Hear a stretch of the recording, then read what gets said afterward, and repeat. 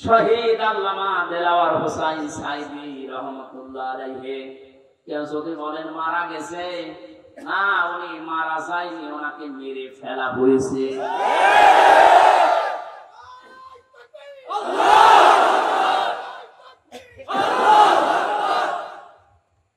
3টা বছরের ভেতরে আমার সাথে একদিন দেখা হয়েছিল জেলখানায়। উনি 1 নম্বরে, আমি 4 নম্বরে। বহু কথা ওই 10 মিনিটের ভেতর আমাকে শুনিয়েছিল। সব চাইতে আশ্চর্য, যেদিন ওনাকে হাসপাতালে নিয়ে আসার জন্য সই নিয়েছে, ওই দিন ওনাকে ধোঁকা দিয়ে বোকা বানিয়েছে জেলার আর সোফার। এখন যারা স্বীকার করছে, ওনাকে এটা জানিয়েছে যে আপনি মুক্ত হয়ে যাবেন। এদেশের নির্বাহী আদেশে যিনি দায়িত্বে আছেন, ওই সময় ছিলেন, তিনি নির্বাহী আদেশ দিয়ে আপনাকে মুক্ত করে দেবে। আপনি মুক্ত বাতাসে আবার কোরআনের কথা বলতে পারবেন। এই কথা বলার পরে সই নিয়ে ওখান থেকে বের করে প্রথমে গাজীপুরে নিয়ে যায়, ওই জায়গা থেকে নিয়ে যায় মেডিকেলে। ওখানে যাবার পর গাড়ি থেকে নামার সময় যে হাসিটা দেখেছিলেন আপনারা, আমরা তো জানি না, পরের দিন শুনলাম মারা গেছে। এখন ভিডিওতে দেখতে পাচ্ছি এই হাসিটা উনি দিয়েছিলেন, ওনার বিশ্বাস ছিল আমি আবার মুক্ত জীবনে কোরআনের কথা বলতে পারবো। কিন্তু ষড়যন্ত্র করে উপরের নির্দেশে, বিশেষ করে ডাক্তার নামে কলঙ্ক। আল্লাহর পরে মানুষ যদি কাউকে বিশ্বাস করে থাকে, সেটার নাম ডাক্তার। আর এই কোলাঙ্গার ডাক্তার মোস্তফা জামান, এখন আরো 2 জন আছে, এরা ভেতরে নিয়ে ইনজেকশন পুশ করে লোকটাকে দুনিয়া থেকে শহীদ করে দিবে। অনেক যদি অসুস্থ হবে, আপনি বাস্তবতা টের পান না। কোন মানুষকে ওইভাবে অসুস্থ অবস্থায় হাসতে কোনদিন আপনি দেখেছেন? সুতরাং ওই মারা গিয়েছে কখনো না, আমি বিশ্বাসও করি না, কোনদিন বলিও না। উনি শাহাদাতের মর্যাদা পেয়েছেন, কারণ সারা জীবন ওনার মোনাজাত ছিল আল্লাহুম্মা ইন্নী আসআলুকা শাহাদাতান ফি সাবিলিক। হে আল্লাহ, আমার সাধারণ ভাবে মরণ দিও না, মরণ দিলে তুমি শাহাদাতের মরণ দিও। বহু মানুষকে হাসপাতালে আমি এই জেলখানার গেট দিয়ে বের হয়ে যেতে দেখেছি, ছেলের ভেতরেই হয়তো মারা গেছে, কিন্তু নিয়ে যে প্রচার করে যে উনি মারা গেছে চিকিৎসাধীন অবস্থায়, অথচ জেলের ভেতরে মরে যায় অনেকে। এখানে আমার প্রতিদিনের তাহাজ্জুদের নামাজের দোয়া এটাই ছিল, আল্লাহ তুমি আমাকে এইভাবে সাধারণ মরণ দিও না। আল্লাহুম্মা ইন্নী আসআলুকা শাহাদাতান ফি সাবিলিক। প্রাণপ্রিয় ফরিদপুরবাসী, স্বাধীন দেশে এখন কথা বলছি, আলহামদুলিল্লাহ। আমার মনে হয় মাসখানেক আগেও এসেছিলাম পরাধীন অবস্থায়, এখন এসেছি স্বাধীন অবস্থায়। কোরআনের অনুষ্ঠানগুলো যারা বাধা দিত, এখন তারাই আমাদের কাছে অনুমতি নিচ্ছে। এইটাই স্বাধীনতা এবং পরাধীনতার পার্থক্য। আমরা পরাধীন ছিলাম, স্বাধীন দেশেও আমরা ছিলাম পরাধীন, এখন আমাদের দেশে আমরা এখন স্বাধীন। এটা যে কত বড় নিয়ামত স্বাধীনতা, বাস্তবতা এখন আমরা টের পাচ্ছি যে আল্লাহ আমাদেরকে এটা দান করলে। কোরআনে আল্লাহ জানিয়েছেন, যে তেলাওয়াত হচ্ছিল, ওয়ালা সাউফা ইউতিকা রাব্বুকা ফাতারদা। হে নবী, অতি শীঘ্রই আপনাকে আমি এমন কিছু দেব যাতে আপনি খুশি না হয়ে পারবেন। আমার মনে হয় আয়াতটা এখন বাংলাদেশের এই 2024 সালের জন্যই নাযিল হয়েছে। আমরা এত বেশি খুশি হয়ে গেছি এই জুলুম নির্যাতনের পরে যে ওয়ালা সাউফা 2টা তাকিদ দিয়েছেন, লাম একটা, সাউফা একটা। আল্লাহ বলেন অবশ্যই অবশ্যই অতি শীঘ্রই ইউতিকা, হে নবী আপনাকে আমি দান করব, দেব। রাব্বুকা ফাতারদা, আপনার রব আপনাকে এমন কিছু দেবেন যে আপনি খুশি হয়ে যাবেন।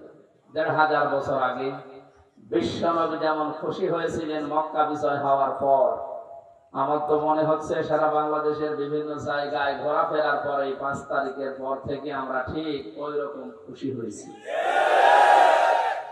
খুশি হলে মানুষ কি করবে আল্লাহ জানিয়েছে। মানুষের ঘর বাড়ি ভাঙা না, মানুষের সম্পদ আত্মসাৎ করা না, জুলুম অত্যাচার বাড়িয়ে দেওয়া না, কি করবে আল্লাহ বিষয় পেলে খুশি হলে কোরআনে কারিমে আল্লাহ জানিয়েছেন। আমরা কোরআনে থেকে ওই বিষয়গুলো সামনে নিয়ে আসবো ইনশাআল্লাহ। যে আল্লাহ আমাদেরকে এখনো পর্যন্ত সুস্থ রেখে কোরআন শোনার জন্য এই ময়দানে নিয়ে আসলেন। হাজারো মানুষ এলাকায় আছে, সবাইকে আল্লাহ নিয়ে আসে। এটা আমাদের নিজেদের ক্রেডিট নয়, আল্লাহর দয়া। আল্লাহ যাকে ভালোবাসেন মাইয়ুরিদিল্লাহু খায়রা ইউফাক্কিহু ফিদ্দীন। নবীজি জানিয়েছেন আল্লাহ যার কল্যাণ কামনা করেন তাকে দ্বীনের জ্ঞান দান করেন। এখানে এসেছি দ্বীনের জ্ঞান অর্জন করার জন্য, নাকি অন্য উদ্দেশ্য আছে আমাদের? না।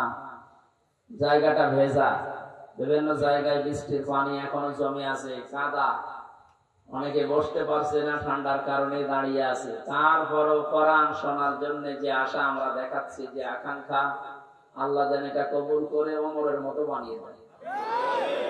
এই কোরআনে কারীম হযরত ওমরকে যদি জিরো থেকে হিরো বানাতে পারে, আমরা তো এমনি হিরো, নাকি? আমরা যে হিরো, এই হিরো থাকলে হবে না, আরো উপরে ওঠা লাগবে। লতার কাবন না তবাকন আন তবাক, হেনবি যে জায়গায় আছেন হবে না, ওখান থেকে উপরে ওঠা লাগবে।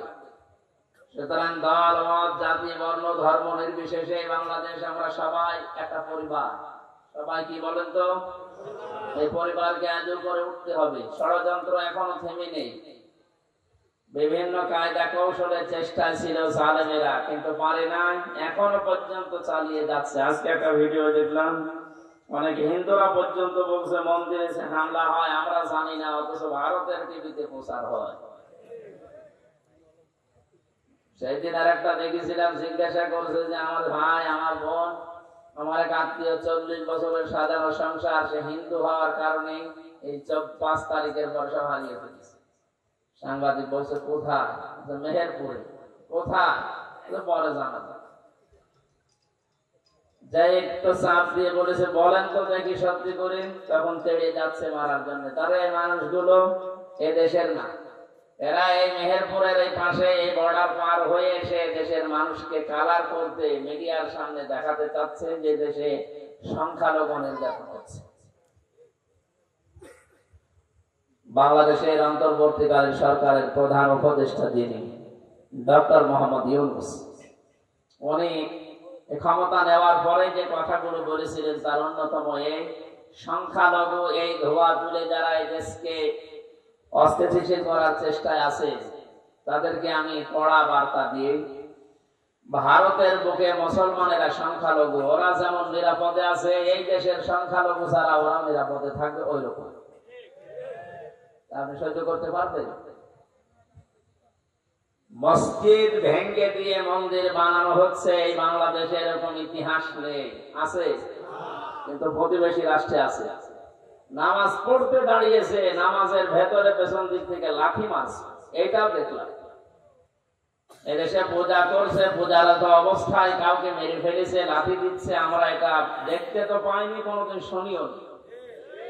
যারা আপনারা যা করছেন নিজের দিকে তাকিয়ে, ওই না আকাবতুম ফাআকিবু বিমিসলি মা উকিবতুম বি। এ নবী, যে মানুষগুলো অত্যাচার জুলুম নির্যাতন করেছিল আপনি অতটুকু তাদের উপর করতে পারেন। এই 17 বছর যা করেছেন আপনি নিজের বিবেককে জিজ্ঞাসা করেন, যদি অতটুকু করি আপনি টিকে থাকতে পারবেন? 15 বছর যে জুলুম নির্যাতন সহ্য করলাম আমরা, পুলিশ ছাড়া মাত্র একদিনও আপনি টিকতে পারেন। একটা মানুষের জিকির যে পরিমাণ হয়েছিল, আমার মনে হয় আল্লাহর জিকির যদি আমরা ওই পরিমাণ করতে পারতাম, আমরা আল্লাহর ওলি হয়েছে। একটা মানুষ মারা গেছে, সে যেভাবে মারা যায় তার জন্য এত আলোচনা হয়।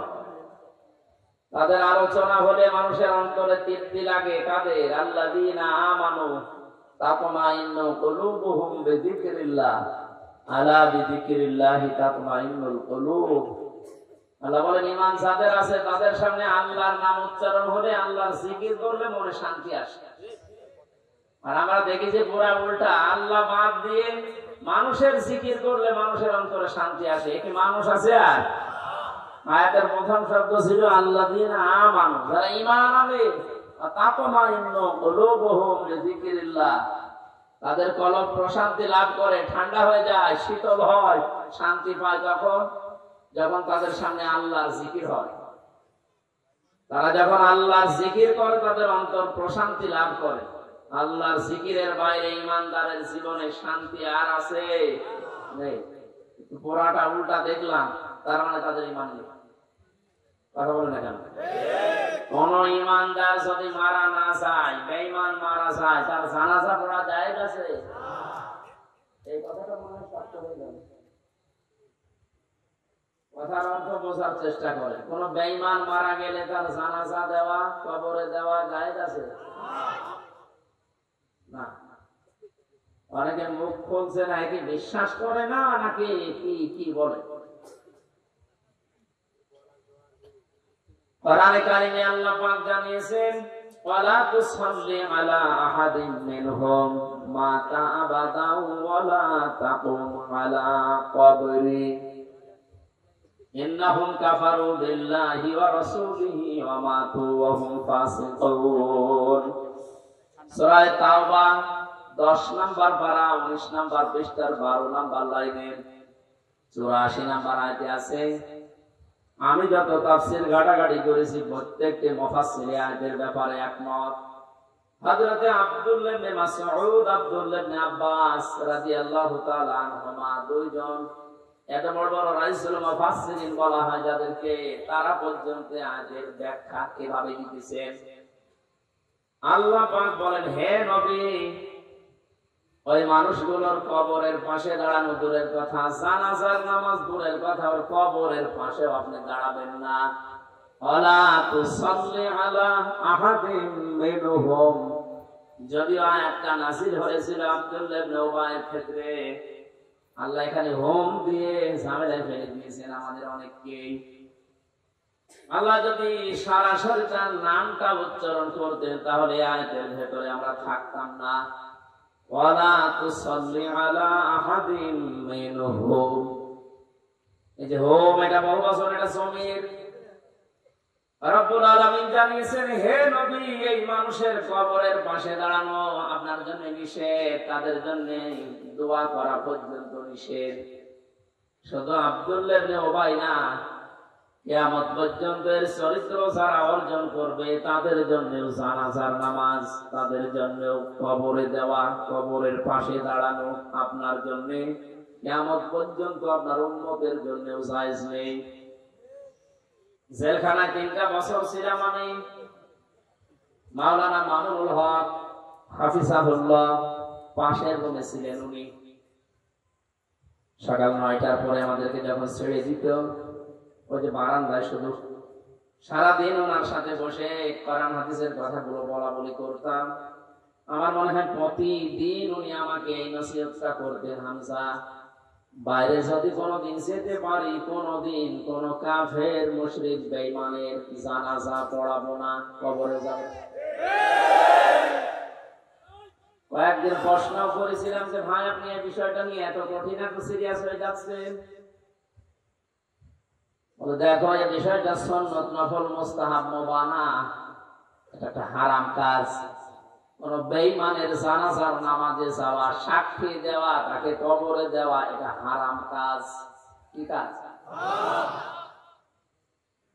সূরা তাওবার 84 নম্বর আয়াত। এবং এই যে আলেমের যে বক্তব্য এতক্ষণ শুনলেন, ওনার এই কথা অনুযায়ী এদেশে এখন অনেকে জানাজার নামাজের অনুপযুক্ত। যে মানুষগুলো এই জুলুমের বিরুদ্ধে জীবন দিয়েছে, যে যুবকেরা, আজকে একটা ভিডিও দেখলাম, এক আলেম নামে কলঙ্ক, আহলে হাদিসের নাম নিয়েছে। এটা আহলে হাদিসের লোক না, এটা জালেম একটা।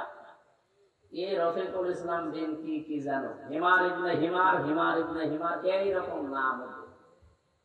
এই লোকটা বক্তব্য দিচ্ছে আবু সাঈদ নামে, এনাকে আত্মহত্যা করেছে, শহীদ হয়। কি করে মরলে শহীদ হবে আমি বলেন তো দেখি।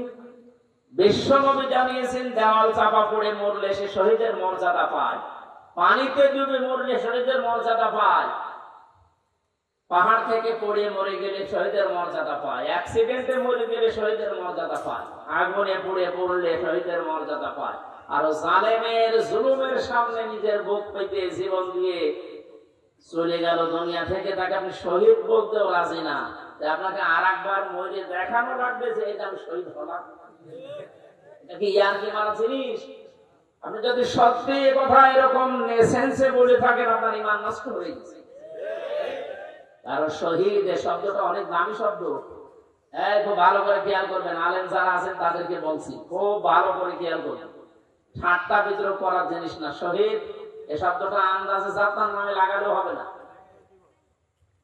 ব্রাহ্মণবাড়িয়ায় আসার সময় দেখেছি একবার যে লেখা আছে কবরের পাশে শহীদ ধীরেন্দ্রনাথ চন্দ্র। বলে তো এর নাম শুনি বোঝা যাচ্ছে যে কয় নাম্বার শহীদ, হয়তো চান্দার টাকা ভাগাভাগি করতে যে মরে গেছে। এবার আসেন যে তথ্য কোরআনে আল্লাহ দিয়েছেন আপনাদেরকে বলছি, তবে হয়তো এইভাবে চিন্তা করেননি। দেখেন তো আমার এই থিওরিটা মেলে কিনা। সূরা বাকারার ভেতরে আল্লাহ জানিয়েছেন ওয়ালা তাকুলু লিমান ইউকতালু ফি সাবিলিল্লাহি আমওয়াত বাল আহয়াউ ওয়ালাকিন লা তাশউরুন। খুব খেয়াল করে শুনুন। মানুষ কথা বলে যেহেতু মুখ দিয়ে, এই জন্য আল্লাহ মুখের উপরে নোটিশ জারি করে দিয়েছেন, পৃথিবীর মানুষেরা, এটা বহু বছর, ওয়ালা তাকুলু, কেউ বলবা না। কে বলছেন? কেউ বলবা না এই কথা। যে মানুষগুলো আমি আল্লাহর রাস্তায় শহীদ হয়েছে, জীবন দিয়েছে, এদেরকে মৃত বলবা না যে এমনি এরা মরে গেছে না। বাল আহয়াউন, বরং এরা জীবিত। ওয়ালাকিন লা তাশউরুন, কিন্তু তোমরা এটা টের পাও না। তাহলে মুখ দিয়ে কেউ কোনোদিন শহীদদের ব্যাপারে উল্টাপাল্টা কথা বলবেন না। ৭১ সালে দেশ স্বাধীন করার জন্য যারা জীবন দিল তাদেরকে যদি শহীদ বলতে পারেন, ২৪ সালে জালেমদের মোকাবেলা করার জন্য নিজের জীবনটা যারা দিয়ে দিল তাদেরকে শহীদ বলতে আপনার অসুবিধা কোথায়? আপনারা একটা কথা খণ্ডন করেন তো, যেন এটা মিলছে না। আল্লাহ মুখের উপরে প্রথমে নোটিশ দিয়েছেন ১৪৪ ধারা জারি, মুখের উপরে মুখ দিয়ে বলবি না, কেউ বলবে না যে আমি আল্লাহর জন্য যারা জীবন দিয়েছে এরা শহীদ হয়নি রে, এমনি মারা গেছে, এদেরকে মৃত বলা যাবে না। কেন মৃত বলা যাবে না? কারণ এরা জীবিত। জীবিত কেমন করে? সূরা আলে ইমরান ৪ নম্বর পড়ার ১১ নম্বর পৃষ্ঠার ৯ নম্বর লাইনে আছে, মানুষের মুখ দিয়ে কথা বলার পরে আর একটা ধারণা করার জায়গা আছে মানুষের, সেটার নাম অন্তর। ধারণা করে কি দিয়ে? বলেন বলেন। মানুষের অন্তরে যেন ধারণাও না আসে, আল্লাহ এই জন্য অন্তরের উপর নোটিশ দিয়েছেন, আলা তাহসাবান্নাল্লাযীনা কুতিলু ফি সাবিলিল্লাহি আমওয়াতা বাল আহয়াউন ইনদা রাব্বিহিম ইরযাকুন। আল্লাহ পাক বলেন, হে পৃথিবীর মানুষেরা, কেউ কোনদিন ধারণাও করবা না অন্তর দিয়ে যে আমি আল্লাহর জন্য যারা শহীদ হয়েছে এদের মরে গেছি। নাই, বলবা না। বলা তো যাবে না, ধারণাও করা যাবে না। কেন? বরং তারা জীবিত, ইনদা রাব্বিহিম ইরযাকুন, এবং তারা তাদের রবের কাছে রিজিক পাচ্ছে। আমি প্রশ্ন করি আপনাদেরকে, মানুষ ঘুমিয়ে থাকলে খাওয়া লাগে? কথা বলে না কেন? জীবিত থাকলে, জেগে থাকলে খাওয়া লাগে। সুতরাং যারা শহীদ হয় এরা ঘুমায় না। এই মানুষগুলো মারাও যায় না, এরা একটা জায়গা থেকে আরেক জায়গায় স্থানান্তরিত হয়, জায়গা পরিবর্তন করে আরেক জায়গায় চলে গেছে। এই মানুষগুলো জীবিত আছে, চিন্তা আছে, এবং শুধু জীবিত না, আল্লাহ নিজে তাদেরকে খাওয়াচ্ছে। শহীদ আল্লামা দেলাওয়ার হোসাইন সাইদি রহমতুল্লাহ আলাইহি, কেউ যদি বলেন মারা গেছে, না, উনি মারা যায়নি, ওনাকে মেরে ফেলা হয়েছে।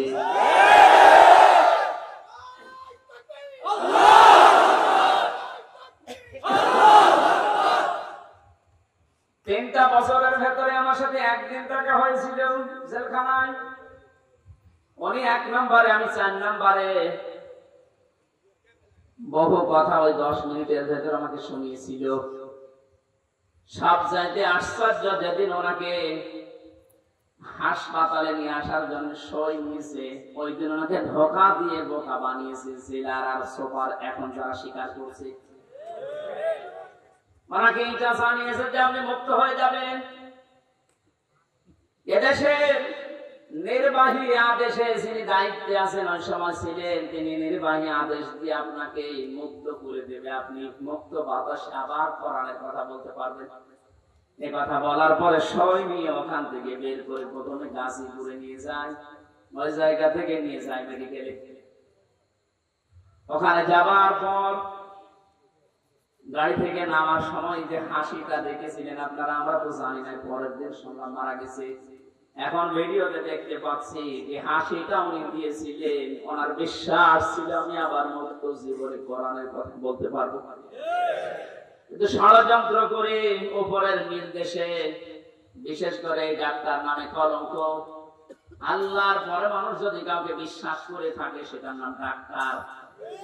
আর এই কোলাঙ্গার ডাক্তার মোস্তফা জামান, এখন আরো 2 জন আছে, এরা ভেতরে নিয়ে ইনজেকশন পুশ করে লোকটাকে দুনিয়া থেকে শহীদ করে দিবে। অনেক যদি অসুস্থ হবে, আপনি বাস্তবতা টের পান না। কোন মানুষকে ওইভাবে অসুস্থ অবস্থায় হাসতে কোনদিন আপনি দেখেছেন?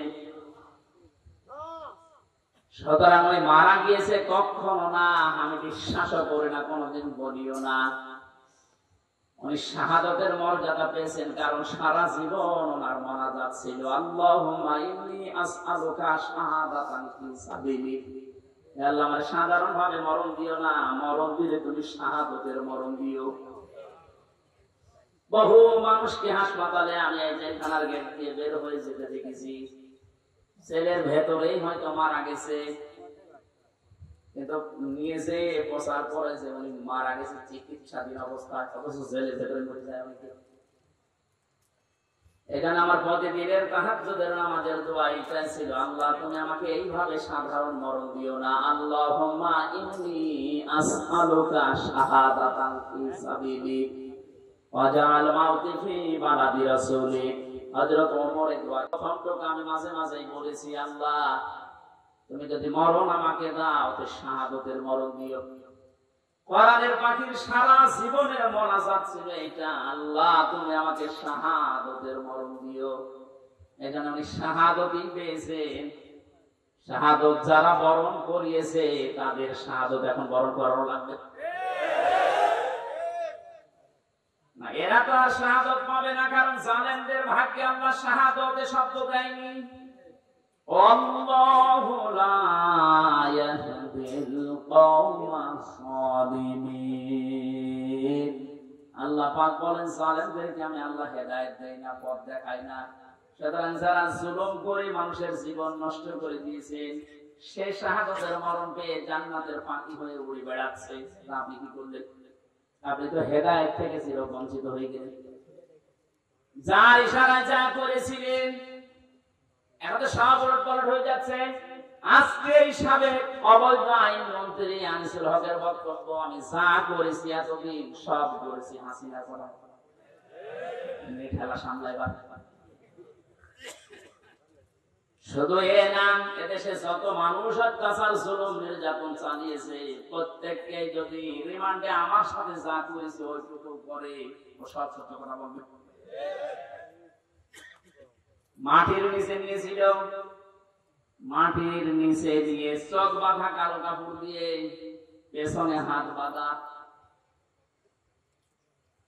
পেছনে যদি এমনি হাত বাঁধে, যদি হ্যান্ডকাপ ওটা এমনিতে হাত থেকে যায়, পেছনে হাত দিয়ে যদি উপরের দিকে টান টান করে রাখে 11 ঘন্টা, বলেন সত্য বলেন আর মিথ্যা বলেন, যা বলবে বাবা সব ঠিক আছে। এটা আমি এখন দাবি জানাই, আমার মুখ দিয়ে যারা এরকম উল্টা পাল্টা কথা, আমি তো বলি না একটা 11 ঘন্টা দাঁড় করানোর পর আমি বলি না 10 দিন রিমান্ডে আমি একটা কথাও না, আমি এগুলো করি না। আপনি আন্দাজ করে বলাবো যে অবস্থায় আমাকে নিয়েছিল, আমার তো এখন মনে হচ্ছে ওই মানুষগুলোকে কাউন্টার টেররিজমে যে 4 সন্তানগুলো ছিল, আলেমদেরকে যারা সবচেয়ে বেশি কষ্ট দিয়েছে, এই মনিরুল, এই হারুন, আসাদুজ্জামান, আব্দুল মান্নান, আতিকুর রহমান, নাম ধরে বলছে এগুলো মানুষ নামে কলঙ্ক, মানুষ হয়ে কষ্ট দিতে পারে আমি না দেখলে বিশ্বাস করতাম না।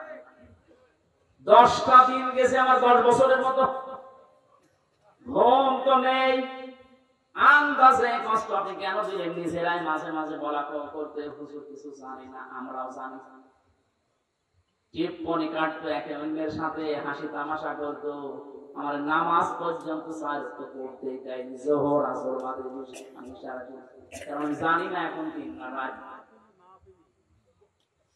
এখনো পর্যন্ত জালেমদের পক্ষে যারা সাফাই গাছেন, আমাদের কি দোষ আমি দিতে পারছি না।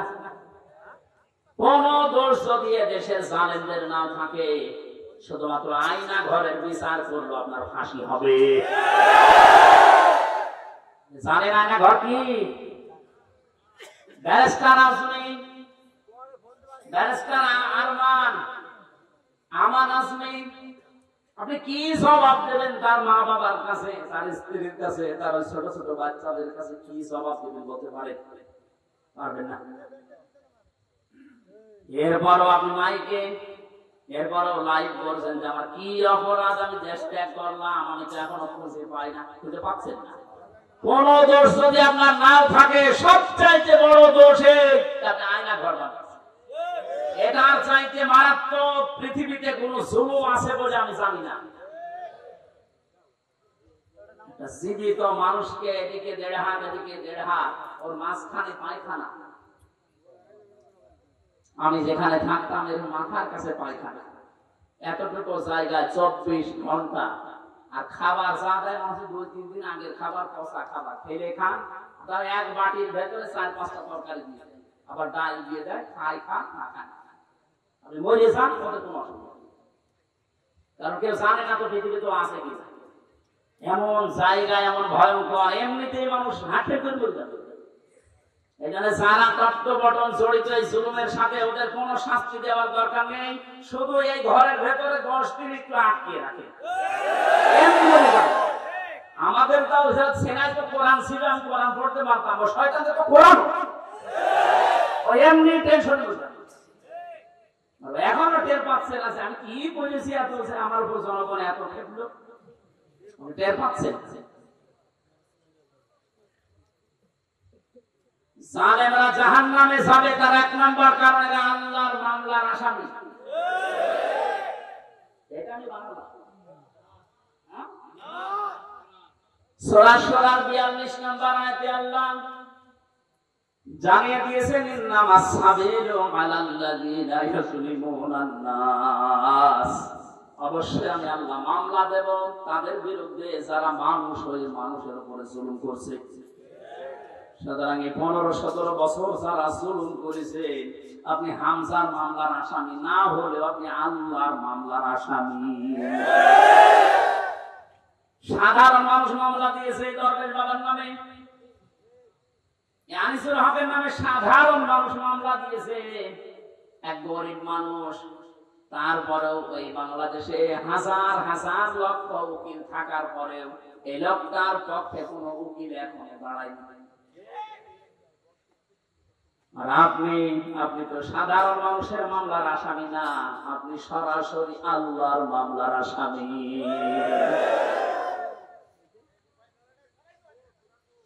এটা আমাদের সাবধান হওয়া দরকার, এখান থেকে শিক্ষা নিতে হবে।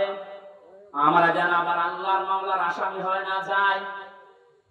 এদের জন্য হেদায়েত কামনা করলে হেদায়েত হবে না, কারণ কোরআন নিষেধ করেছে আল্লাহু লা ইয়াহদিল কওমাজ যালিমিন।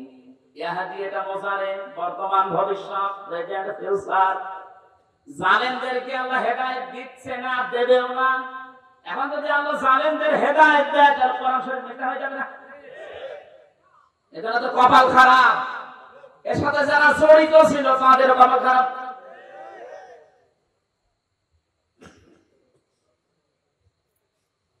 ফরিদপুরবাসী বড় ব্যথা নিয়ে কথা বলছি।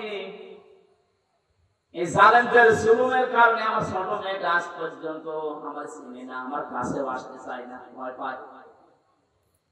কি করেছিলাম? কোরআন হাদিসের কথাগুলো ওপেন ভাবে বলতাম, গোপন রাখতাম না। এইটা আমার অপরাধ। এতটুকুর জন্য আপনি 3টা বছর আমার নষ্ট করবেন আর এত কষ্ট আমার দেবেন? এটা ধরে নিয়েছে, বুঝিয়ে তো ছড়িয়ে দিলে হয়েছে, এইভাবে বলতে নেই। আমি তো সংশোধন হয়ে যেতাম। 8 মাস 9 মাস বয়সে আমি রেখে এসেছিলাম। 3 বছর পর এখনো বয়স 4 বছর, এখনো পর্যন্ত স্বাভাবিক না, আমার কাছে আসতে চায় না। কেন আপনি কাজ করলেন? কি জবাব দেবে বলেন তো? এই জন্যই মাওলানা মামুনুল হক এই কথাটা বারবার আমাকে শোনাতে, জালেমদের বেঈমানদের কোন জানাজা নেই, জানাজা মানে তাকে সাক্ষী দিয়ে আল্লাহর কাছে পৌঁছিয়ে দেবে ভালো ছিল, এই কথা বলা যাবে।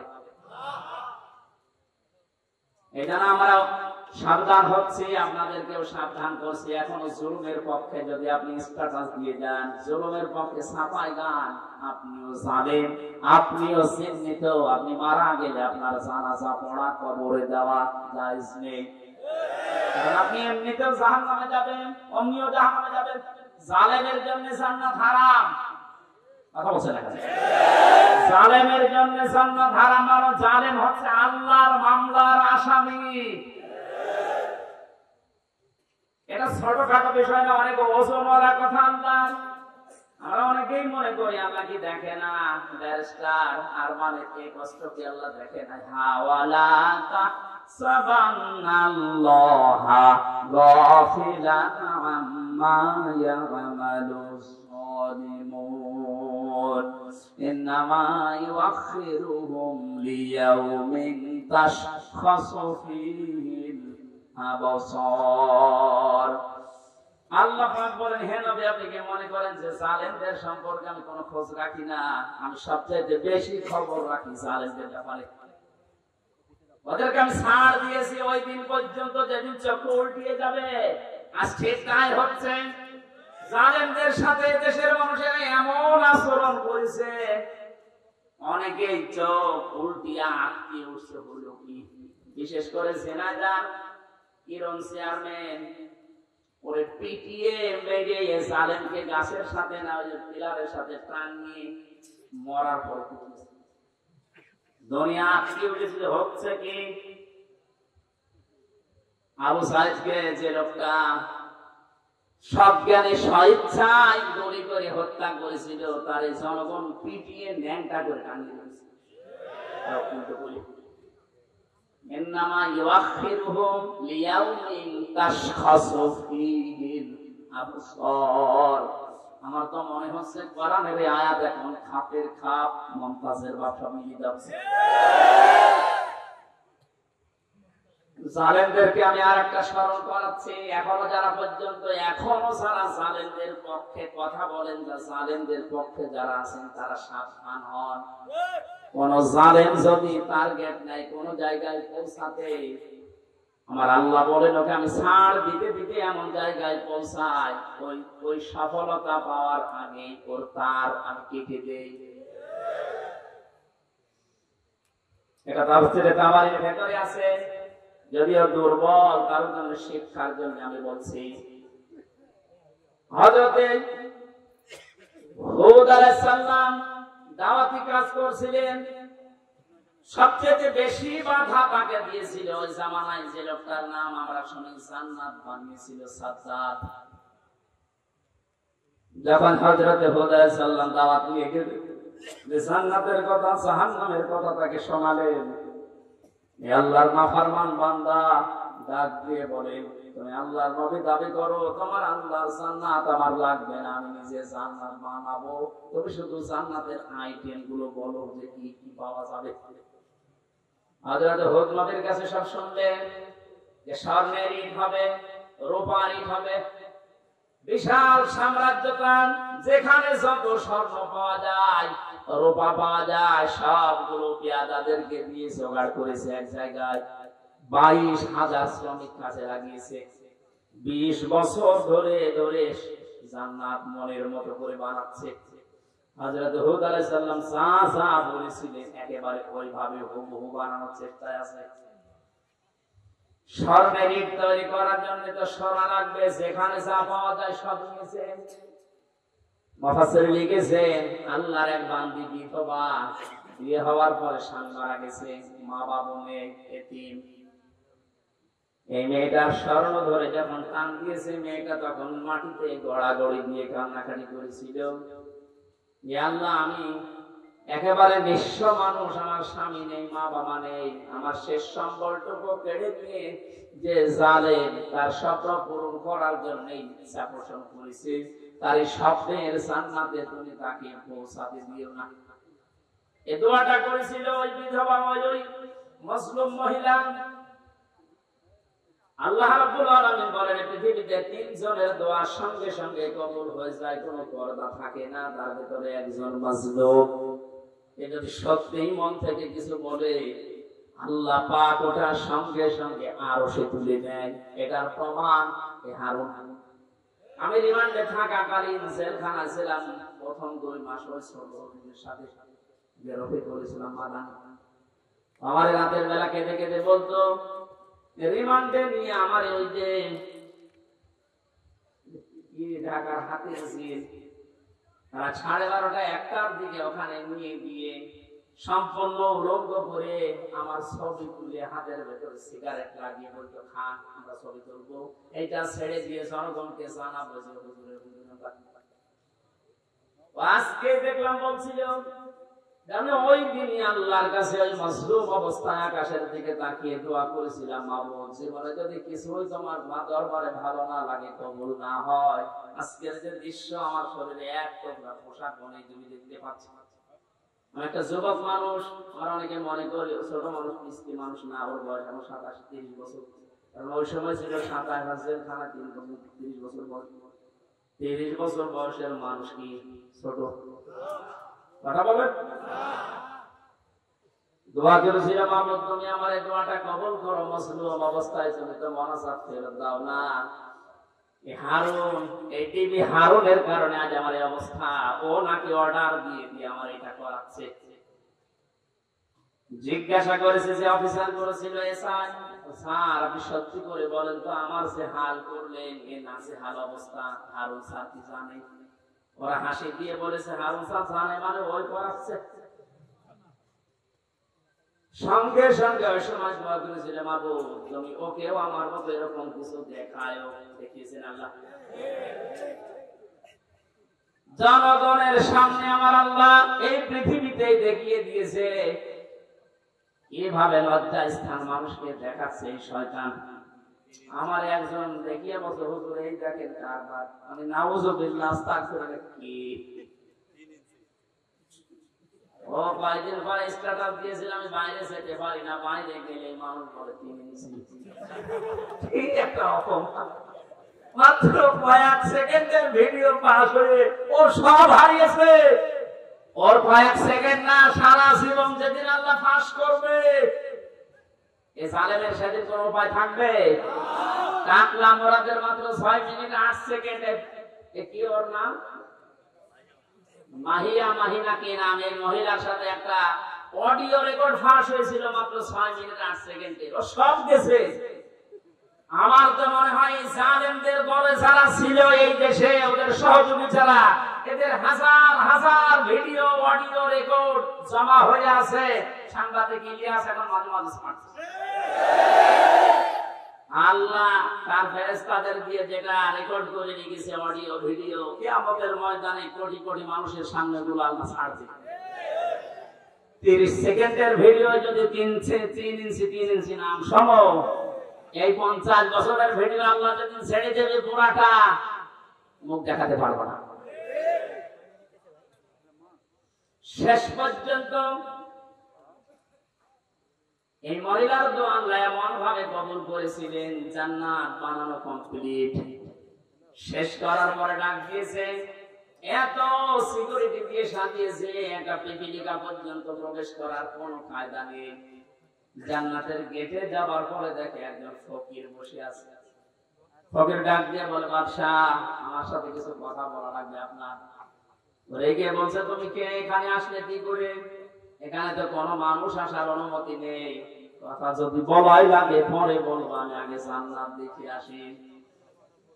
ফকির ডাক দিয়ে কানের কাছে মুখ নিয়ে বলছে, বাদশাহ আমি কিন্তু দুনিয়ার সাধারণ ফকির না, আমি আজরাইল। মাথাটা একটু কাজ কর ঘোড়া থেকে, আমি কথাটা বলে চলে যাব। কানের কাছে মুখ নিয়ে বলছে, আমি এসেছি তোমার জান কবজ করার জন্য, রেডি হও। ওই সময় বলেছিল, ফেরেশতা একটু সময় দাও, আমি শুধু জান্নাতটা ঘুরি, এখানে আসার পরে আমার জানটা নিয়ে নিও। ফেরেশতা ওই সময় বলেছে, কখনো না, ইযা জাআ আজালুহুম লা ইস্তাখিরুনা সাআতান ওয়া লা ইস্তাকদিমুন। আল্লাহ পাক বলেন, এই পৃথিবীতে যখন যার সময় এসে যাবে, 1 সেকেন্ড আগেও তার মরণ হবে না, 1 সেকেন্ড পরেও মরণ হবে না। নির্ধারিত সময় লোকটাকে আল্লাহ বিদায় দিয়ে দেবে।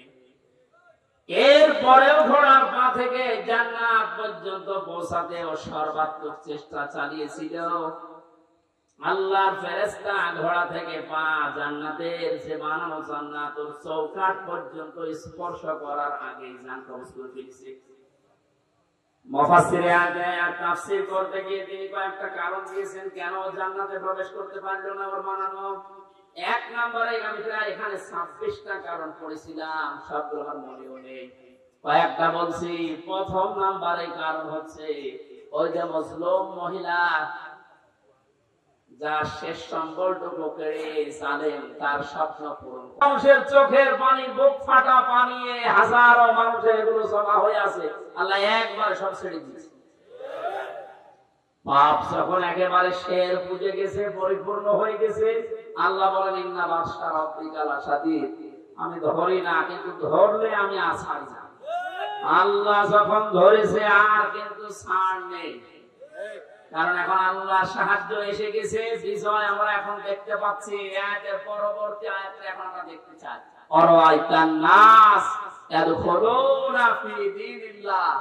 হে নবী, আপনি যখন দেখবেন আল্লাহর সাহায্য চলে এসেছে, তখন বিজয় দেখতে পাবেন, দলে দলে মানুষ ইসলামে প্রবেশ করছে। আজ আমাদের এই দেশে কিন্তু এই দৃশ্য আমরা এখন অলরেডি দেখতে পাচ্ছি। দলমত এখন আর নেই, সবাই এখন দলে দলে পালে পালে ইসলামে প্রবেশ করছে, বিশেষ করে ইসলামী আন্দোলনে। এই শব্দটা কি ছিল? ফি দীনিল্লাহ, দিন কার? আল্লাহর দ্বীনের ভেতরে। দিন কার? দিন আমাদের। কথা বলেন, দিন মুহাম্মদ রাসূলুল্লাহ। কার দিন? আমরা কি না, আমরা দিনের খাদেম, আমরা দিনের মালিক না, আমরা দিনের কি খাদেম, কামলা, জন, মুনিশ, লেবার, যাই বলে, আমরা কেউ দিনের মালিক না। সুতরাং দিনের ভেতরে যারা প্রবেশ করছেন তাদেরকে ওয়েলকাম জানাচ্ছি, কারণ দিনের মালিক কে বলেন তো? আমরা কি খাদেম, বলেন কি কামলা, খাদেম, লেবার। আমি এই যে আজকের মাহফিলের যিনি আমার ডান পাশে আছে, অধ্যাপক নজরুল ইসলামের বাবা, উনি যদি বলে এই জমিটা আমার মতো 10 জন মানুষকে বলছে আপনারা ধান লাগান, বিকাল 5টায় আপনাদের বেতন দিয়ে দেব। বিকাল 5টা পর্যন্ত আমরা ধান লাগাচ্ছি, আর 10 মিনিট বাকি আছে। কয় মিনিট?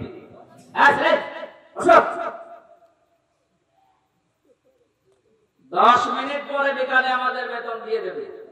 হঠাৎ 10 মিনিট আগে দেখি 8-10 জন মস্তান এসেছে মোটরসাইকেল নিয়ে, আর সবার হাতে সোনার সিরিজের এখন যা বের হচ্ছে ওইটা। বিভিন্ন বিশ্ববিদ্যালয়, কলেজ এবং বিভিন্ন জায়গা থেকে সোনার সিরিজে যা ব্যবহার করতো, এটা এখন বের হচ্ছে না। দিনাজপুরের হাসে দানিশ কলেজ থেকে কয়েকদিন আগে পেয়েছে, আজকে পেয়েছে ইসলামী বিশ্ববিদ্যালয় কুষ্টিয়া থেকে। সোনার ছেলেরা কলম ব্যবহার করতো 1.5 হাত। এইরকম কলম নিয়ে 8-10 জন মস্তান মোটরসাইকেল এসে ধান আর লাগানো যাবে না, ধান এখন আমরা তুলে ফেলবো। এখন জমির মালিক তো উনি নেই, আমরা 8-10 জন যারা ধান লাগিয়েছি কামলা খাবে। আমরা যদি বলি ভাই আপনারা ধান তুলবেন তোলেন, কিন্তু 10 মিনিট পরে, কারণ আমরা বেতন নিয়ে নেই। 10 মিনিট না হলে উনি বেতন দেবে না, কারণ জমিনও আমাদের না, ধানও আমাদের না। আপনারা তুলে ফেলবেন, আমরা সহযোগিতায় চলবো, কিন্তু 10 মিনিট পর। কথা বলে না, এই 10 মিনিটের আগে যদি আপনারা মাস্তানি করেন, তর্কাতর্কি কি হবে, কথা কাটাকাটি হবে, রক্তপাত হতে পারে, এমনকি যদি মেরে ফেলা লাগে মেরেও ফেলবো, কারণ আমার বেতন দরকার। এই কথার সাথে আপনারা একমত আছেন না? সহজ ভাবে যেভাবে বুঝলেন যে হ্যাঁ এটা ঠিক, আমার বেতন লাগবে, বিকাল 5টা মানে জীবনের শেষ দিন। কথা বলে না কেন? এ জমিন কার? দিন কার? আমরা কি? আমরা ধান লাগাতে আসি, এ জমিনে দিন প্রতিষ্ঠার জন্য জান মাল বাজি রেখে মাথার ঘাম পায়ে ফেলে চেষ্টা চালিয়ে যাচ্ছি কি করে দিন কায়েম করা যায়। এখন বিকাল 5টা মানে জীবনের শেষ দিন। এদিন আসার আগে যদি কেউ বাধা দিতে আসে, তর্কাতর্কি হবে, কথা কাটাকাটি হবে, রক্তপাত হবে। এই 17 বছর যা হচ্ছে, এখনো যদি বাধা আসে, যদি মেরে ফেলা লাগে, মেরে ফেলতে আমাদের কোনো বাধা নেই, কারণ আমার বেতন দরকার, আর আমার বেতনের নাম জান্নাত। কথা বলেন, দেশে যারা সত্যি দিন কায়েমের বিরুদ্ধে অবস্থান নিয়েছে, তার ভেতরে 1 নম্বরে আমার মনে হয় এই অবৈধ বিচারপতি নামে যেটা মানি, নাম নিতে আমার ঘৃণা হয়। মানুষ নামে একটা যার সংখ্যা, কে বলেছে ওটার মানুষ, ও কথা বললে ইসলামের বিরুদ্ধে বলে। আর আমরা সূরা নূন কলমের ভেতরে জানি, যারা অবৈধ সন্তান পৃথিবীতে, যারা সন্তান, ওরা কথা বললেই কোরআনের বিরুদ্ধে কথা বলবে। এই কথাবার্তা শোনেন না? আরো টাটকা কিছু শয়তান আছে। আমরা কিন্তু বিকাল 5টা পর্যন্ত এই জমিনে ধান লাগাবো, বাধা দিতে আসলে কিন্তু এখন আর কথা কাটাকাটি না, তর্কাতর্কি না, রক্তপাত না, এখন বিদায় করে দেব। কারণ আমার বেতন এখনো পাইনি। বলেন, বেতন পেয়ে গেলে আমার অসুবিধা নেই, দিন এই জমিনে কায়েম করতেই হবে, এটা ফরজ না, এটা চেষ্টা করা ফরজ। চেষ্টা করে যাব, হলে ভালো, না হলো আমার কোনো লস নেই, আমার বেতন আছে। এখন এতক্ষণ তো কামলাদের কথা বললাম, লেবারের কথা। যে মালিক বসে আছে, উনি যদি এসে দেখে যা সব ধান তুলে ফেললো, উনি কিছু বলছে না, তার মানে উনি দুর্বল। এই কারণে মনে মনে চিন্তা করবেন, যদি হয়তো এখন কিছু বলছে না, পেছনে ওনার কোন উদ্দেশ্য আছে। যেই দিন ধরবে গোপনে, বাপ বলার সময় দেবে না। জমিনে আজ 53 বছর চেষ্টা চালিয়েছে অনেকে, আল্লাহর খাদেমেরা, আল্লাহর গোলামেরা, কিন্তু পারছে না। আল্লাহর সৃষ্টির ভেতরে যারা অবৈধ সৃষ্টি, তারা চেষ্টা চালিয়ে চালিয়ে নস্যাৎ করে দিচ্ছে বারবার। আমার কুষ্টিয়ার এক গাদ্দার আছে, ওর নাম নিতে আমি ঘৃণা করে, যেন নাম নেই। কথা বললে দেখবেন ইসলামী আন্দোলনের বিরুদ্ধে কথা বলে, কথা বললে একামতের দিনের যারা দায়িত্বে আছে ওরা কোনো কথা নেই। অথচ ও যদি আমার সাথে ঘটে দাঁড়ায়, মনে হয় 10 বছর পর। খয়রাতি নৌকা নিয়ে পাশ করেছিল কয়েকবার, ধরাকে সরা জ্ঞান করে, এখন ইন্দোরের গর্ত খুঁজে পাচ্ছে না। আমার মনে হয় যে অবস্থা কুষ্টিয়ার, ওই যদি জনগণ পায়, কুকুরের মতো পিটিয়ে দেবে।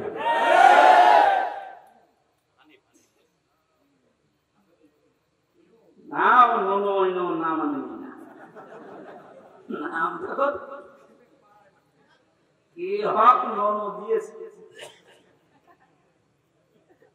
শয়তান শয়তানি করার জায়গা পায় না। আরেকজন বরিশালের আছে, এবার আরেকটা মনন না, কি নাম, মনন না মেনন, মাত্র 4 দিন আগে দেশ দেশ স্বাধীন হওয়ার এই 5 তারিখে স্বাধীন হলো না, 4 দিন আগে শয়তানগুলো উঠে পড়ে লেগেছিল একটা জনগণের সেন্টিমেন্ট অন্যদিকে নজর ঘুরিয়ে দিতেছে এই দেশের ইসলামপন্থী যারা তাদেরকে নিষিদ্ধ করে দাও। আল্লাহ চিরতরে ওদের নিষিদ্ধ করে দিবে। যুগে যুগে যারা জালেম আসবে তারা যেন শিক্ষা নেয়। ফেরাউনকে আল্লাহ এমনি সটকি দিয়ে রাখে না। আল্লাহ বলেন ওকে সটকি দিয়ে রাখলাম এই কারণে যুগে যুগে যারা স্বৈরাচার আসবে তারা যেন লাশ দেখে শিক্ষা নেয়। সুতরাং আজও যারা জালেম তাদের অবস্থান এই 5 তারিখের পর থেকে যা হয়েছে, এখনো যদি আপনার পরিবর্তন না আসে, শিক্ষা না নেন, আমার মনে হয় আজরাইল আসার আগে আপনারা পরিবর্তন নেই। সুতরাং আমাদের মালিক যিনি, উনি তো জমির মালিক ছিলেন, আমাদের এই জমিনের মালিক কে বলেন তো? উনি এখনো আছে না নেই? আমরা তো কামলাদেরই এই অবস্থা, খাদেমদের এই অবস্থা। যিনি মালিক আছে উনি কিন্তু দেখছে যে 53 বছরে আমার জমিনে দিন কায়েম হতে দিল না কারা। হয়তো উনি সরাসরি কিছু বলছে না, গোপনে যেদিন ধরবে না বাপ বলারও সময় পাবেন না। দাড়ি কেটে পালাতে গিয়ে পালাতে পারে। এতে কত বড় শয়তান! আমি তো মাঝে মাঝে ওর দিকে এখন তাকিয়ে বলছি, আল্লাহ এই শয়তান তো দেখিনি, যদি দেখতাম নম্বরের দিকে মনে হতো শয়তান যদি দেখতে পারি নাম নিয়ে যাবো দরবেশ বাবা। দরবেশে যদি এই হয় যে ওগুলো কিনছে ওগুলো চরিত্র কত খারাপ আপনার দরবেশে যদি এই করে। দাড়ি কাটার পরে চিহ্ন দেখে মনে হচ্ছে যে একটা নমুনা যেন ডিম বেরিয়েছিল। ডিম না, ওরা আরো কিছু মারা দরকার। ডিম ওই জায়গায় না, বিভিন্ন জায়গায় ডিম দেওয়া দরকার। ওই শয়তানরা আমরা যখন আলেমদেরকে, বিশেষ করে মাওলানা মামুনুল হক, মাওলানা সাখাওয়াত হোসেন রাজি, আমির হামজা, এই রফিকুল ইসলাম মাদানী, হারুন ইসহার, এই আলেমদেরকে যখন এই দড়ি দিতে, মাথায় দড়ি দিতে, হাতে হ্যান্ডকাপ দিতে, পায়ে ডান্ডা বেড়ি দিতে, এগুলো দিয়ে যখন আদালতে তুলতো, ওরা ওই 5 থেকে 53 কাট ঠিকই হচ্ছে। এখন ডিম খাও, আমরা এখন বলবো তো ঠিকই হচ্ছে।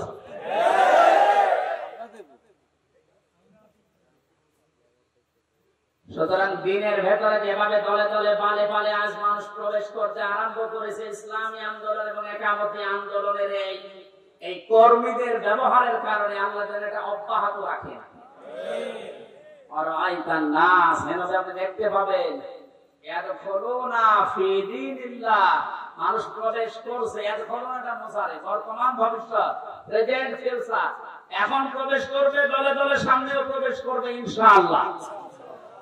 এটা যদি প্রবেশ করে করে এই 20% এখন আছে ইসলামী সেন্টিমেন্টের মানুষ, এই 5 তারিখ থেকে আজকের এই দিন পর্যন্ত 35% অলরেডি হয়ে গেছে।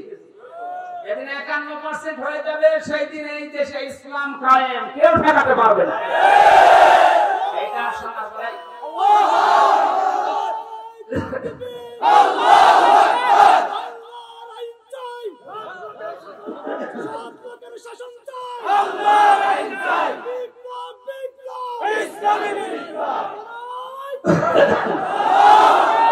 এই দৃশ্য দেখে অনেক জালেমের এখন গাত্রদাহ কিন্তু অলরেডি আরম্ভ হয়ে গেছে।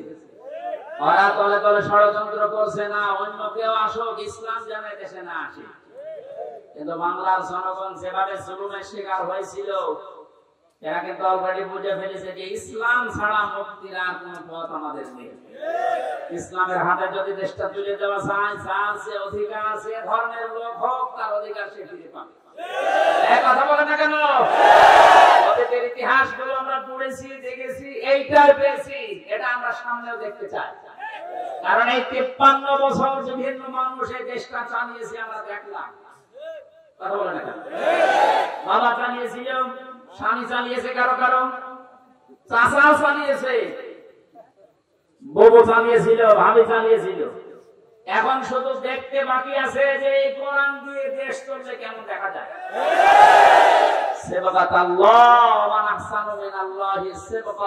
আল্লাহ বলেন আমি আল্লাহর চাইতে সুন্দর রং পৃথিবীতে কারণে। সুতরাং এই রং দিয়ে যদি দেশটা ইউনিয়ন পরিষদ থেকে সংসদ পর্যন্ত চলে, এটা একটা মিনি জান্নাত হয়ে যাবে। মুসাফির অবস্থায় আছি, মাজলুম অবস্থায় এখনো আছি, এখনো মুসলিম নেই।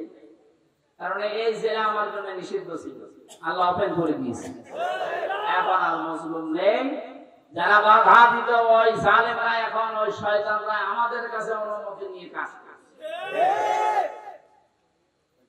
কুষ্টিয়া সহ বাংলাদেশের 64 জেলাতে ইসলামপন্থীদেরকে আজ যারা জালেমের সহযোগী ছিল তারা ডাক দিয়ে দিয়ে বলছে হুজুর কি করা লাগবে বলেন।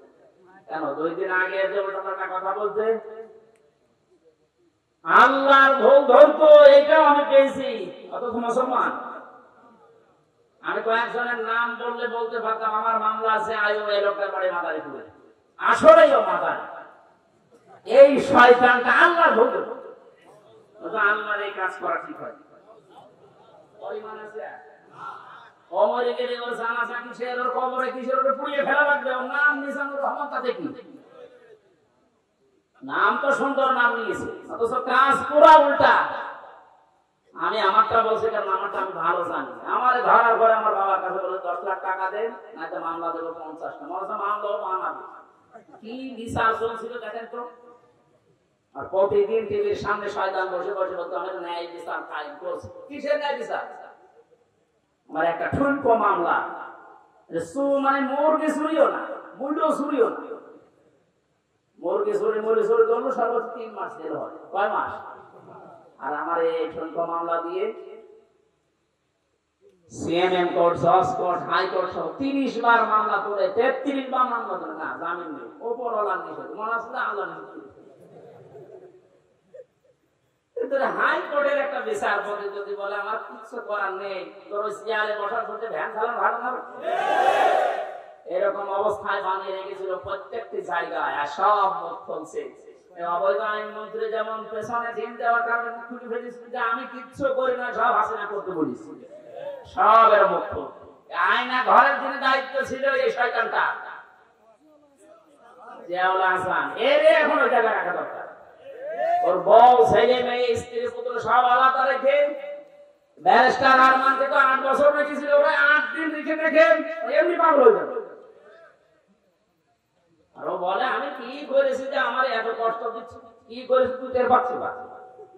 তুমি শুধু ফরিদপুরের এই 4 রাস্তার মোড়ে আসো, কি করেছি তোমার দেখাচ্ছি।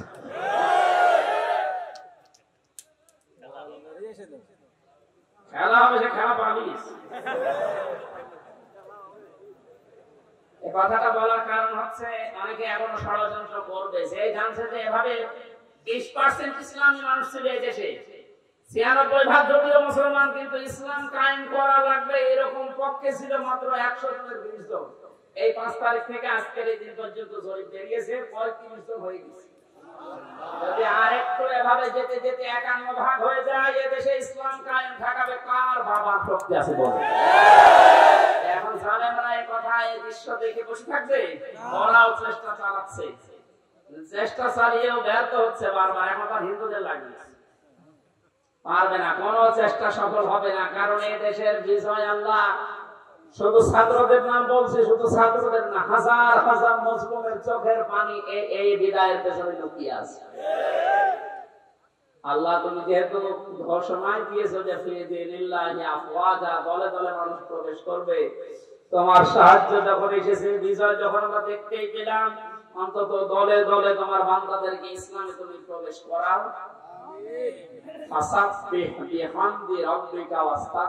আল্লাহ বলেন এখন তোমাদের কাজ কি হবে? যখন দেখবে যে দলে দলে মানুষ প্রবেশ করছে, তখন কাজ হবে আল্লাহর হামদ করা, প্রশংসা করা। হামদ কি? আজ এই হামদ শব্দটা নিয়ে ভেজাল আছে। বাংলাদেশ, ভারত, পাকিস্তানের বিভিন্ন জায়গায় আল্লাহর হামদের নামে যত রকমের শিরক বিদআত হচ্ছে, এর নাম হামদ না। জিকির একটা প্রশংসা না, হামদ না।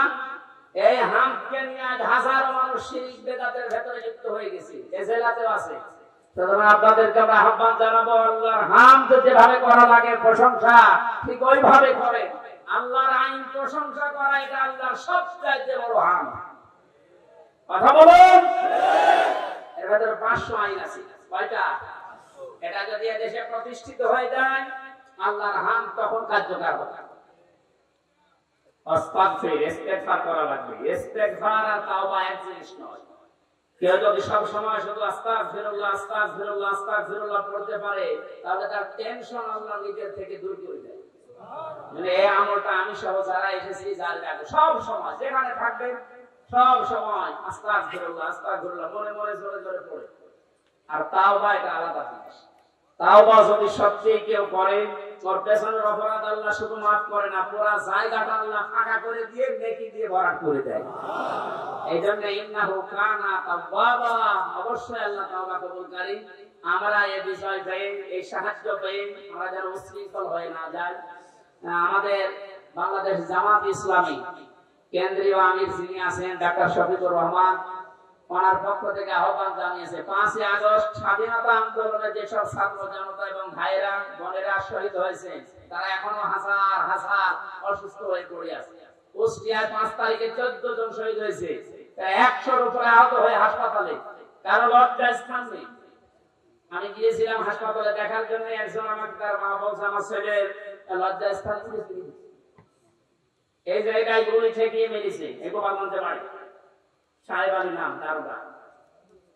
এই জায়গায় ঠেকিয়ে বাচ্চাদেরকে মাথায় ঠেকিয়ে মেরেছে, একেবারে সরাসরি সাক্ষী আছে। এখন কুষ্টিয়ায় ঢুকতে পারে না, ওরা যদি পায় কুষ্টিয়াবাসী পিটিয়ে মেরে ফেলবে। একটা লোককে দেখতে গেলাম হাসপাতালে, সে বলছে আমার সামনে সাহেব আলী দারোগা আমার ছেলেকে একেবারে এই জায়গায় ঠেকিয়ে দিয়েছে, মারা গেছে। একটাই ছেলে ছিল, তার মা মারা গেছে, লোকটা পাগলের মতো হয়ে গেছে। করার জন্য চেষ্টা করেছিল, ওই মহিলার দোয়া আল্লাহ কবুল করে নিয়েছিলেন। রব্বুল আলামিন আমার শেষ সম্বলটুকু যে কেড়ে দিল, ওই জালেম যেন তার বানানো স্বপ্নে প্রবেশ করতে না পারে। আজও হাজার হাজার আবু সাঈদ, মুগ্ধ, আবু রায়হান সহ কত মানুষের মার বাবা রাতের বেলা চোখের পানি ছেড়ে দিয়ে দোয়া করেছে, আল্লাহ আমার বুকটা যে খালি করে দিল, তাকে তুমি জমিনে জায়গা দিও না। নবীজির কথা 100% সত্য কিনা বলেন তো? উনি যে বলেছিলেন মুসলিমের দোয়া আল্লাহ ফেরত দেয় না, আবু সাঈদের মায়ের দোয়া আল্লাহ ফেরত দিয়েছে। বাংলার জমিনে আল্লাহ জায়গা দেয়নি, 1 ইঞ্চি জায়গা তার জন্য এখন আর বৈধ না। যত মামলা এখন শুরু হয়েছে, এভাবে যদি চলতে থাকে 8-10 দিন, আশ্রয় যেখানে গিয়েছে, যারা সুশীল সমাজ আছে দাবি করছে, ওরা বলছে ওই দেশেও তার আর জায়গা দেবে না, ওখান থেকেও বিদায় দিতে বাধ্য হবে।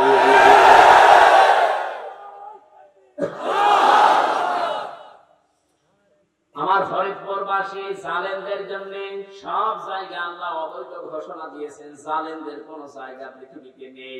কারণ সবথেকে বেশি আল্লাহ খেয়াল করেন জালেমের জুলুমের দিকে। আল্লাহ এত বেশি রাগান্বিত হয়ে যায় জালেমের উপরে, না জানি ওকে 7 তরক আসমানের উপর থেকে ফেলে দিতে পারলে আল্লাহ ভালো লাগে।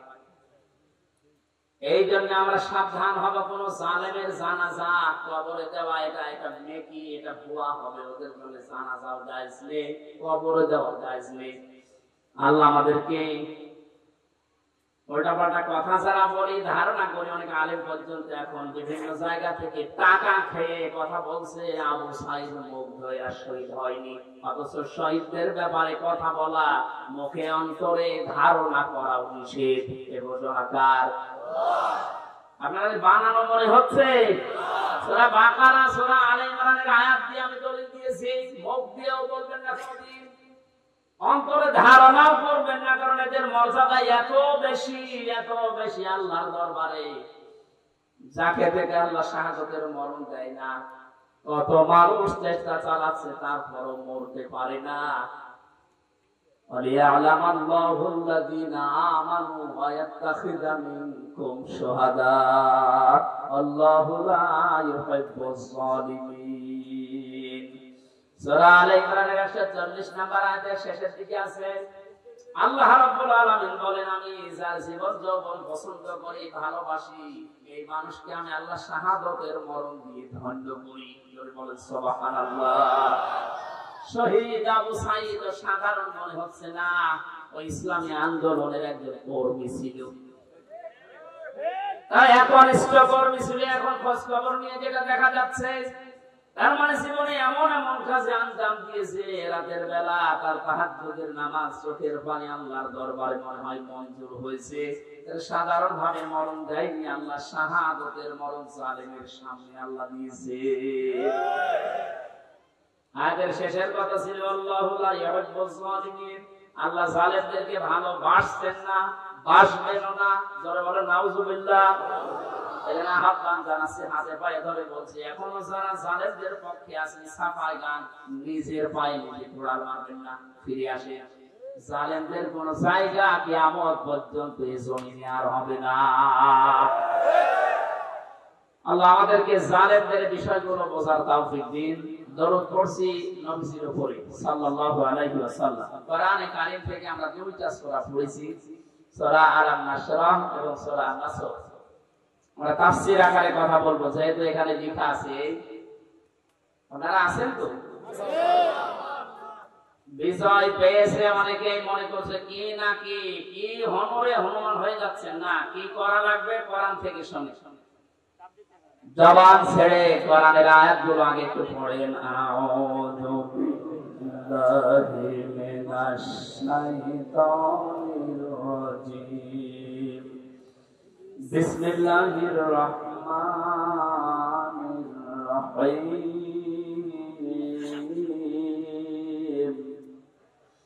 ইযা জাআ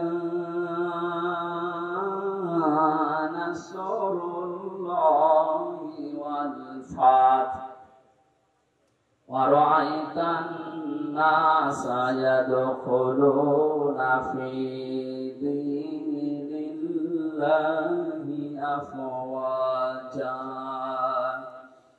ফাসাব্বিহ বিহামদি রাব্বিকা ওয়াস্তাগফির ইন্নাহু কানা তাওয়াবা।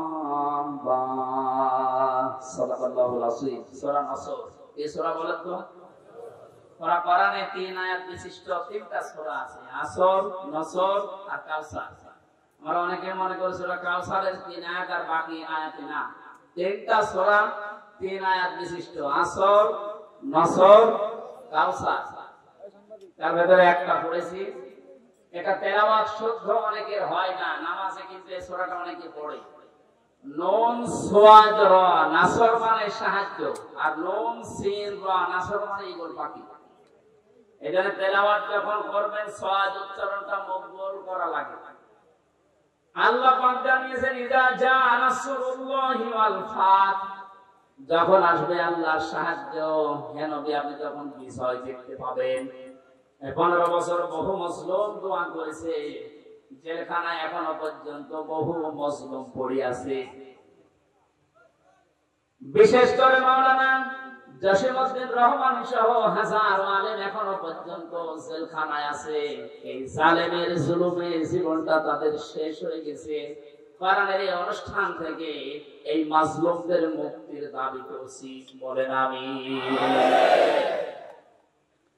মুসলিমের পক্ষে যেহেতু আমার আল্লাহ আছেন, ইব্রাহিম নবী মুসলিম থাকার কারণে যারা তার পক্ষে ছিল তাদেরই দাম আল্লাহ বাড়িয়ে দিয়েছিলেন।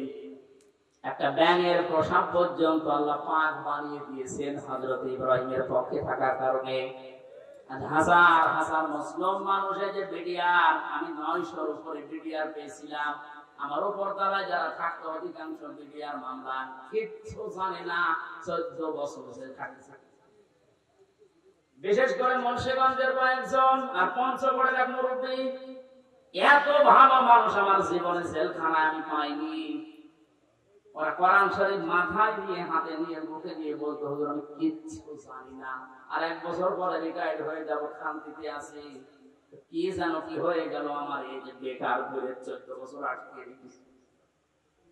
এখন যে দায়িত্বে আছেন স্বরাষ্ট্র উপদেষ্টার দায়িত্ব পেয়েছেন জাহাঙ্গীর আলম, এই লোকটা কিন্তু ওই বিষয়গুলো সব তার নখদর্পণে আছে। এবার সালে পাঠিয়ে পাবে ধোঁকা দিয়ে, বোকা বানিয়ে, মানুষের চোখে ধুলো দিয়ে বহু চিটারি বাটপারি করেছেন। এখন আর ছাড় নেই। আমরা এখান থেকে আহ্বান জানাচ্ছি, যারা দায়িত্বে আছেন বিচার ব্যবস্থায়, বিচার বিভাগে, খুব তাড়াতাড়ি এই বিডিআর মামলায় যারা আছে, বিনা কারণে যারা বছরের পর 14 বছর জেলখানায় আছে, কিছু জানে না, ওদেরকে আমার মনে হয় শাস্তি দিলেও খুব বেশি হলো 7 বছর দেওয়া যেত। ওরা বলতো হুজুর আমরা যদি অপরাধ করেও থাকি, বিদ্রোহ করে থাকি, আমাদের 7 বছর জেল হয়, অথচ বিনা কারণে 14 বছর আমি জেলে। এত বড় জুলুম আর সহ্য করা হবে না। যারা দায়িত্বে আছেন আহ্বান জানায়, বাংলার লক্ষ লক্ষ তাওহীদি জনতা নিয়ে এই নিরপরাধ মানুষদেরকে বিনা বিচারে বিনা হিসাবে ছেড়ে দেওয়া লাগবে। কোন অপরাধ নেই, যে একজনের রাগের ফসল, প্রতিহিংসার ফসল। এই মানুষগুলো সত্যি ভালো মানুষ আমার দৃষ্টিতে আমি যা দেখেছিলাম, এদের জীবন চরিত্র, নামাজ রোজা এবং আল্লাহর যে ঈমান, আল্লাহর প্রতি তাদের এই কথাগুলো বাস্তবে আমি দেখে এসেছি। এই কারণে বলছি, যারা বিডিআর হত্যা মামলার নাম নিয়ে, পিলখানার নাম নিয়ে এই নিরপরাধ মানুষকে অপরাধ করে থাকলে আপনি প্রমাণ পেলে তার বিচার করেন, কিন্তু নিরপরাধ যারা বিচার হওয়ার পর যারা 7 বছর জেল হওয়ার পর 14 বছর কোন কারণে একটা মানুষের মুখ রাখতে গিয়ে আপনি তারা জেলখানায় রাখবেন? এখানে দায়িত্বে যারা আছেন এই বিচার ব্যবস্থা একটু তাড়াতাড়ি কাজ করে তাদের ছেড়ে দেওয়া হোক। অন্তত জীবনের শেষ কয়েকটা দিন স্ত্রী পুত্র সন্তান আদি নিয়ে দুনিয়ায় একটু কাটিয়ে থাকে। পঞ্চগড়ের এই মুরব্বীটা কি নাম যেন, আব্দুল মতিন না কি নাম, এরকম বহু মানুষকে দেখেছিলাম। আমাদের দুঃখ কষ্ট আল্লাহর আরশ পর্যন্ত চেপে যাওয়ার কথা। আল্লাহ এমনি এমনি তো জালেমকে বিদায় দেয়নি। বহু মানুষের এই শব্দগুলো কি আছে। আমার যতটুকু সমর্থ ছিল শহীদদের বাড়িতে বাড়িতে গিয়ে এবং হাসপাতালে 2 মাস চলার মতো যা লাগে আমি দিয়েছি। এখন আরো যারা বিত্তবান আছে তাদের উচিত, কারণ তাদের জন্য আজ আমরা স্বাধীন হলাম, মুক্ত ভাবে নিজের মত প্রকাশ করতে পারছি, স্বাধীন ভাবে বুক ফুলিয়ে কথা বলতে পারছি, ঘুরে বেড়াতে পারছি। এটা স্বাধীনতা না? কি অবস্থায় ছিলাম বলেন তো আপনি? বাংলাদেশে আমার বাড়ি এই পাশের জেলায়, অথচ এই জেলায় আমার ঢোকা নিষেধ। বিয়ে খেতে এসেছিলাম, তারপর আসতে দেয়। সুতরাং যারা শহীদ হয়েছে তাদের জন্য আমি জামাত ডাক্তার শফিকুর রহমান আহ্বান জানিয়েছে যে সেখান থেকে পারে অন্তত 1টা টাকা হলেও এই শহীদদের সুস্থতার জন্য। ওনারা বহু টাকা পয়সা বিভিন্ন জায়গায় দিয়ে আসছে। আমাদের কয় টাকা আছে? টাকা পয়সা যারা মেরেছিলেন দরবেশ বাবা, এর টাকা এখন এই শহীদদের দেওয়া দরকার। এর টাকায় অসুস্থ মানুষদেরকে দেওয়া দরকার। 24,000 কোটি না কত টাকা বাইরে পাচার করেছে। এক ব্যাংকে শুধু এত টাকা আছে দরবেশ। কিসের দরবেশ? এখানে বহু টাকা এখনো বাইরে যাদের পাচার করা আছে এই দেশে আছে, সব টাকাগুলো রাষ্ট্রে জমা দেওয়া দরকার। সব নিয়ে এসে রাষ্ট্রের উন্নয়নের কাছে রাখার কোনো অসুবিধা নেই, দিন দিন উঠে যাবে। ওনারা আহ্বান আপনাদের জানিয়ে দিলাম, যতটুকু সমর্থ আছে কেউ যাবেন না। যারা যাচ্ছে এনাদের কাছে দেন, এটা পৌঁছিয়ে দেওয়া হবে। ওনারা তো বিভিন্ন জেলায় এখন যাচ্ছে প্রত্যেক দিন। শহীদ আবু সাইদের বাড়িতে আমির জামাত 6 লক্ষ টাকা দিয়ে তার বাড়ি পর্যন্ত বানিয়ে দিয়েছে। মুগ্ধর বাড়িতে গিয়েছে, আবু রায়হানের বাড়ি ঠাকুরগাঁও, তার বাড়িতে গিয়েছে। এক মহিলা হিন্দু মারা গেছে বোনটা, তার বাড়িতে গিয়েছে। প্রত্যেকের বাড়িতে যাচ্ছে। আমি গরিব মানুষ, আমি যতটুকু পেরেছিলাম 3 বছরের জেলে আমার একদম শেষ করে দিয়েছে। আমি এখন পঙ্গু অবস্থায় আছি। এরপরও আমার যতটুকু সামর্থ্য আমি চেষ্টা চালাচ্ছি এবং চালাবো। আপনারা এই যারা যাচ্ছে একেবারে কিছু না পারলেও 5 টাকা দেবেন। এই রঞ্জুর ভাই একটু ভিতরে কয়েকজন পাঠান তো। কেউ যাবেন না, এটা একটা ইবাদত। মাজলুমের পক্ষে দাঁড়ানো এটা একটা ইবাদত। আর ওই যে সামনে আমার গাড়ি আছে, আপনারা এই মাসখানেক আগে স্বাধীন হওয়ার আগে এসেছিলাম একটা বই নিয়ে, জেলখানায় লেখা বইটা অনেককে আপনারা উপহার দিয়েছেন, স্ত্রীকে, মেয়েকে, বউকে। আজকেও নিয়ে যাবেন। আজকে কয়েকটা আছে যে ওদেরকে পড়াবেন, পারিবারিক জীবনে শান্তি আসবে আশা করছি, কারণ একটা পারিবারিক জীবন নিয়ে লেখা। যারা যাচ্ছে আপনারা বের করে রাখেন, খুব তাড়াতাড়ি করেন। আগামীতে ফরিদপুরে যেখানে যেখানে অনুষ্ঠান হবে আমরা তাফসীর আকারে কথা বলবো। বিশেষ করে ডাক্তার শাহিন জর্দার ভাইয়ের একটা মাহফিল আছে কোমরপুর, ফরিদপুর কোমরপুরের ওখানে নেব একটা। তারপরে নূর ফাউন্ডেশন নামে একটা জায়গা আছে ফরিদপুর শহরে, ওখানে এই যে শহীদ আব্দুল কাদের মোল্লা, ওনার গ্রামের বাড়ি এই যে সদরপুরের কোথায় যেন, ওই গ্রামে 7 তারিখে সামনে